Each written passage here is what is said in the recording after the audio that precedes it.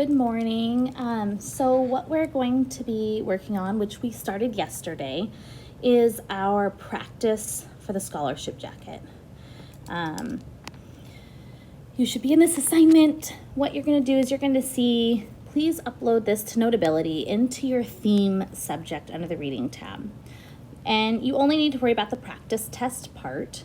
You're going to click on that and it should kind of open up like that. But what you want to do is in the top right corner, hit that square with the arrow and you will choose to upload into Notability. You'll create a new note and you want to make sure that when you're looking at the subject, which is right here, you want to make sure that it says theme. So you can click on that and it'll open up. And you can see there's a check mark right here on theme. If you don't have a theme subject in Notability, it's a pretty quick fix. Up at the top right, it says new subject. You can click on that, type in theme. I already have it, so I can't do it, and then choose a color, okay? Once you've chosen theme as your subject, you're gonna import into Notability. So we're going to go into Notability and we'll open up our assignment there. I'm going to go into my theme subject, right? So your theme Notability should look like this, probably with math or science or any other class that you use. We're going to go just into reading. In reading, you should have a reader's notebook or a theme. If you don't, we can work on that later and get that uploaded and get it kind of set up correctly. So in my theme subject, you can see I've downloaded quite a few. I'm going to open up that scholarship jacket. And I'm going to go ahead and if you want, you can do the you can do the vocab on this, but you don't have to. We're mostly just working on reading this, and we're doing that close read. So if you remember or you don't remember, you can look at your close reading notes, which are in our Notability. Okay, you can always search for close read and see what you can find in Notability. But we're going to go through. We're lucky. This was a Springboard story, so it's already paragraphs numbered for us. And we're just going to go through and close read that. The scholarship jacket. The small Texas school that I went to had a tradition carried out every year during the 8th grade graduation. A beautiful gold and green jacket, the school colors, was awarded to the class valedictorian, the student who had maintained the highest grades for 8 years. The scholarship jacket had a big gold S on the left front side and your name written in gold letters on the pocket. So looking at this, when we think about like what is the valedictorian, it gives us that definition right here. It's the student who maintained the highest grades for 8 years. Okay. When we look at, tradition, it is like an annual event. It happens, oops, I'm going to zoom in. It happens every year, right? And it might be special, okay? So these are just some kind of examples of what like a close reading might look like when I'm going through and looking closely at the details and trying to figure out what's going on. So we know that this tradition of a scholarship jacket is an annual event.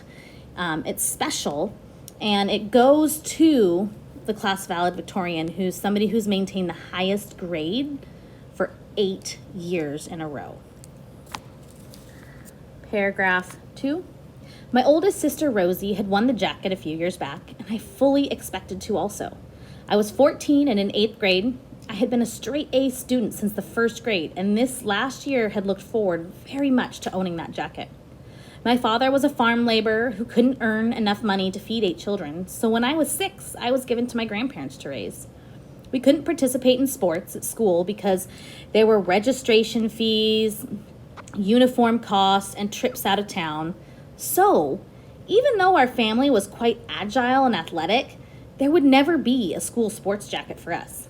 This one, the scholarship jacket, was our only chance.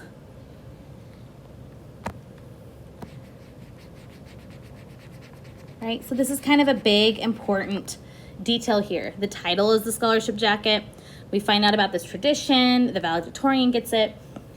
And I want you to think about, why couldn't she participate in sports? Right? It was sports were too much money. Okay, and so this scholarship jacket, this is her only chance to get a jacket because she's not ever going to be able to get a sports jacket. Paragraph 3. In May, close to graduation, spring fever had struck as usual with a vengeance. No one paid any attention in class. Instead, we stared out the windows and at each other, wanting to speed up the last few weeks of school. I despaired every time I looked in the mirror. Pencil thin, not a curve anywhere. I was called beanpole and string bean, and I knew that's what I looked like. A flat chest, no hips, and a brain. That's what I had. That really wasn't much for a 14-year-old to work with, I thought, as I absent-mindedly wandered from my history class to the gym. Another hour of sweating in my basketball and Another hour of sweating in basketball and displaying my toothpick legs was coming up. Then I remembered my PE shorts were still in a bag under my desk where I had forgotten them. I had to walk all the way back and get them. Coach Thompson was a real bear if someone wasn't dressed for PE. She had said I was a good forward and even tried to talk Grandma into letting me join the team once. Of course, Grandma said no. Right? So I want you to think about, is Coach Thompson an actual real bear? It'd be kind of weird if it was, right? Does she have fur, claws, teeth? Or it's just a metaphor, right? It's to create a picture in your mind of what Coach Thompson could act like. So a lot of students yesterday said that it meant she was strict, or could be kind of scary if you didn't do something that you were supposed to do, all right? It's just a way to create that image. Now while I'm reading, if you want to take notes or highlight other parts, go ahead and do that. I'm just giving examples. A lot of students added different things while they were reading as well. I was almost back at my classroom door when I heard voices raised in anger, as if some sort of argument. I stopped. I didn't mean to eavesdrop. I just hesitated, not knowing what to do. I needed those shorts and I was going to be late. But I didn't want to interrupt an argument between my teachers. I recognized the voices. Mr. Schmidt, my history teacher, and Mr. Boone, my math teacher. They seemed to be arguing about me. I couldn't believe it. I still remember the feeling of shock that rooted me flat against the wall as if I were trying to blend in with the graffiti written there. Right? So imagine the surprise if you were to walk back to class and find two teachers arguing about you. I refuse to do it. I don't care who her father is. Her grades don't even begin to compare to Martha's. I won't lie or falsify records. Martha has a straight A+ average and you know it. That was Mr. Schmidt. He sounded very angry. Mr. Boone's voice sounded calm and quiet. Right? So I want you to think about, who's Martha, right? She's the main character. And think about, what is it that she wants, right? What is she worked for, okay? You have to have straight A's, the best grades for 8 years in a row. That takes a lot of hard work, okay? So she's worked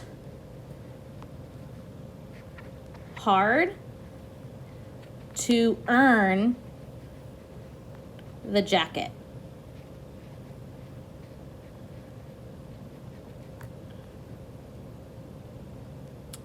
I'll show you how to split screen after this if you haven't already. You can totally have it split screen and you can hit pause and take notes along with me here. All right, so we're gonna scroll down. Paragraph 6. Look, Joanne's father's not only on the board, he owns the only store in town. We could say it was a close tie, and the pounding in my ears drowned out the rest of the words. Only a word here and there filtered through. Martha is Mexican. Resign. Won't do it. Mr. Schmidt came rushing out, and luckily for me, went down the opposite way toward the auditorium. So he didn't see me. Shaking, I waited a few minutes and then went in and grabbed my bag and fled from the room. Mr. Boone looked up when I came in, but didn't say anything. To this day, I don't remember if I got in trouble in PE for being late or how I made it through the rest of the afternoon. I went home very sad and cried into my pillow that night so grandmother wouldn't hear me. It seemed a cruel coincidence that I had overheard that conversation. The next day, when the principal called me into his office, I knew what it would be.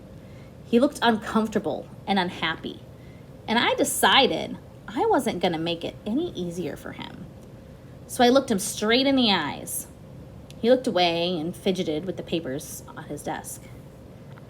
One thing to wonder is, why is he uncomfortable and unhappy? Maybe he knows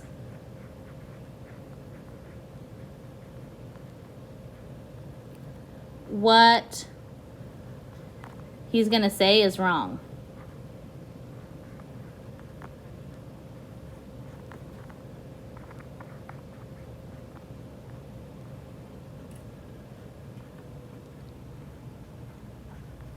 Okay. And she looks him straight in the eyes, right? She has some pride there. She knows that she's in the right. Okay. Martha, he said, there's been a change in policy this year regarding the scholarship jacket. As you know, it has always been free. He cleared his throat and continued. This year, the board has decided to charge $15, which still won't cover the complete cost of the jacket. I stared at him in shock. A small sound of dismay escaped my throat. I hadn't expected this. He still avoided looking in my eyes. Right? So they're going to charge, right, $15. Why are they going to charge $15?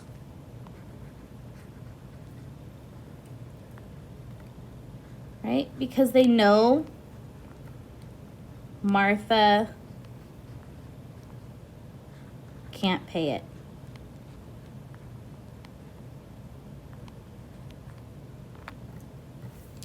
Paragraph 11. So if you're unable to pay the $15 for the jacket, it will be given to the next one in line. I didn't need to ask who that was. Right? Goes to Joanne. Right? And we don't know. Joanne may have nothing to do with this, right? She may not even know that this is happening. So we can't, place all this blame on Joanne. We have to remember that, these are things that are happening in the background. We don't know Joanne's story. Paragraph 12. Standing with all the dignity I could muster, I said, I'll speak to my grandfather about it, sir, and let you know tomorrow. I cried on the walk home from the bus stop. The dirt road was a quarter mile from the highway, so by the time I got home, my eyes were red and puffy. Where's Grandpa? I asked Grandma, looking down at the floor so she wouldn't ask why I'd been crying. She was sewing on a quilt, as usual, and didn't look up. I think he's out back working in the bean field. I went outside and looked out at the fields. There he was. I could see him walking between the rows, his body bent over the little plants, hoe in hand. I walked slowly out to him, trying to think how I could best ask him for the money. There was a cool breeze blowing and a sweet smell of mesquite fruit in the air, but I didn't appreciate it. I kicked at the dirt clod. I wanted that jacket so much. It was more than just being a valedictorian and giving a little thank you speech for the jacket on graduation night. It represented 8 years of hard work and expectation. I knew I had to be honest with Grandpa. It was my only chance. He saw my shadow and looked up. Right? So we find Grandpa working. Oops, sorry, it's not writing very clearly. All right. Grandpa is working. And she's worried that he's not going to pay for this jacket. Right? The jacket, this is an important part. It's a symbol. Okay? The jacket equals hard work. I want you to be thinking about that hard work. If we've seen that mentioned or kind of referred to several times throughout this story so far. Paragraph 16. He waited for me to speak. I cleared my throat nervously and clasped my hands behind my back so he wouldn't see them shaking. Grandpa, I have a big favor to ask you, I said in Spanish, the only language he knew. He still waited silently. I tried again. Grandpa, this year the principal said the scholarship jacket is not going to be free. It's going to cost $15. And I have to take the money in tomorrow. Otherwise, it'll be given to someone else. The last words came out in an eager rush. Grandpa straightened up tiredly and leaned his chin on the hoe handle. He looked out over the field that was filled with tiny green bean plants. I waited, desperately hoping he'd say I could have the money. He turned to me and asked quietly, "What does the scholarship jacket mean?" I answered quickly, maybe there was a chance. It means you've earned it by having the highest grades for 8 years, and that's why they're giving it to you. Too late, I realized the significance of my words. Grandpa knew that I understood it was not a matter of money. It wasn't that. He went back to hoeing the weeds that sprang up between the delicate little bean plants. It was a time-consuming job. Sometimes the small shoots were right next to each other. Finally, he spoke again as I turned to leave, crying. Then if you pay for it, Marta, it's not a scholarship jacket, is it? Tell your principal I will not pay the $15. Right? So we find that it no longer represents, right? It's not a symbol for hard work.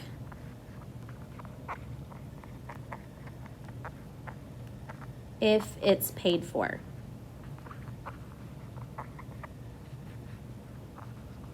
With money. Okay. Paragraph 20.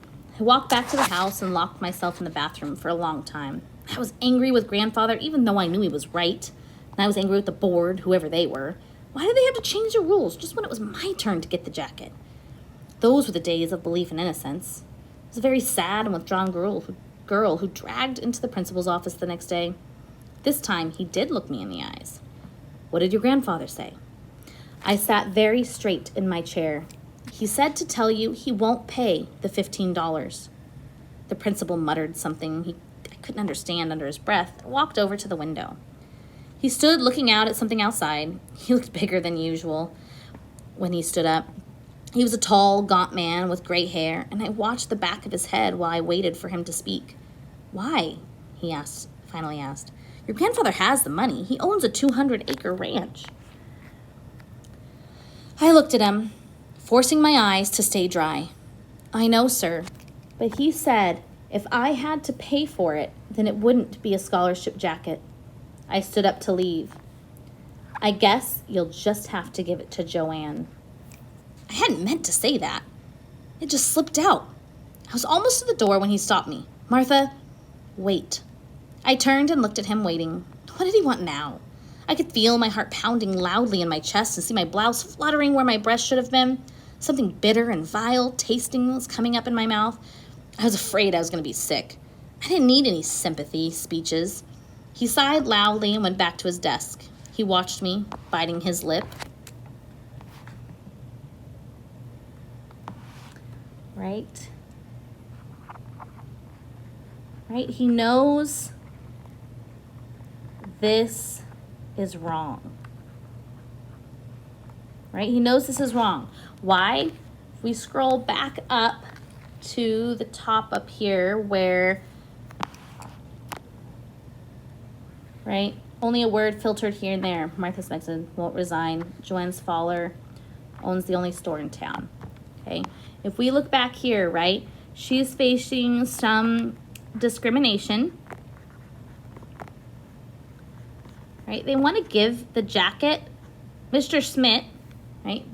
He wants to give the jacket to Joanne because she's earned it. But, the other one, they want to give it to Joanne, you know, because her dad is on the board, the school board, right? So he runs kind of in charge, has a say in some different things. And has money, right? He owns the only store in town. And, sorry, I'm having a hard time writing. I'm going to zoom in. Money. And Martha, one of her problems she's being discriminated against is Mexican and doesn't have much money. Right? Doesn't have much money. So that is why they don't want to give the scholarship jacket to Martha, and they want to give it to Joanne because Joanne's dad is in a powerful position and owns the only store, so he's probably a powerful person just in town in general. Remember, this is a small rural town, okay? Not a city. So let's scroll back down. If you need to, you can totally pause it, go back, pause it, get those notes down, right? So the principal knows that this is wrong, right? He knows that this is discrimination. Okay, paragraph 31. Okay, we'll make an exception in your case. I'll tell the board, you'll get your jacket. I could hardly believe my ears. I spoke in a trembling rush. Oh, thank you, sir. I suddenly felt great. I didn't know about adrenaline in those days. But I knew something was pumping through me, making me feel as tall as the sky. I wanted to yell, jump, run the mile, do something. I ran out so I could cry in the hall where there was no one to see me. At the end of the day, Mr. Schmidt winked at me and said, I hear you're getting the scholarship jacket this year. His face looked as happy and innocent as a baby's, but I knew better. Without answering, I gave him a quick hug and ran to the bus. I cried on the walk home again, but this time because I was so happy. I couldn't wait to tell Grandpa. Ran straight to the field. I joined him in the row where he was working. And without saying anything, I crouched down and started pulling up the weeds with my hands. Grandpa worked alongside me for a few minutes, and he didn't ask what had happened. After I had a little pile of weeds between the rows, I stood up and faced him. Right? Where does she find her grandpa again? Working. Right? The principal said he's making an exception for me, Grandpa, and I'm getting the jacket after all. That's after I told him what you said. Grandpa didn't say anything. He just gave me a pat on the shoulder and a smile. He pulled out the crumpled red handkerchief that he always carried in his back pocket and wiped the sweat off his forehead. Better go and see if your grandma needs any help with supper. I gave him a big grin. He didn't fool me. I skipped and ran back to the house, whistling some silly tune. What I'd like you to do, you can go back over and kind of look at some things, make some notes. You can rewatch this as needed, but I want you to scroll all the way down. Don't worry about the paragraph right now, okay? Don't worry about the paragraph. We are working on that. Later, I'll have a different video for that as needed. But come down here below, and I would like you to come up with, right, so some theme topics. And remembering that theme topics are usually the big idea and like maybe 1 or 2 words, right? So for Sarah Burns, right, our theme topic might have been belonging. Okay, so an example might be belonging or courage. Okay. And then I want you to come up with some possible theme statements. Okay. Remembering that a theme statement, that is a message about the topic, about the theme topic. All right, so it's a message about the theme topic. It's going to be a complete sentence.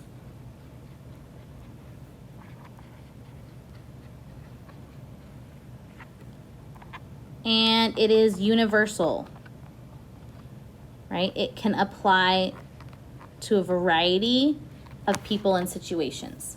Okay, so I want you to come up with several theme topics that could apply to this story, and come up with at least one theme statement, but preferably like 2 or 3. If you're struggling with getting a universal theme statement, go ahead and make one, even if it might be about a jacket, you know. Think about it. We'll come back, we'll talk about this, and I will make sure that you get some notes. And if you do this, you can always take a screenshot of your list of theme topics and theme statements and email that to me. If not, I will check back in with you later this week or Monday when I see you. All right. Thanks for checking in while being absent. I appreciate it. Have a good one.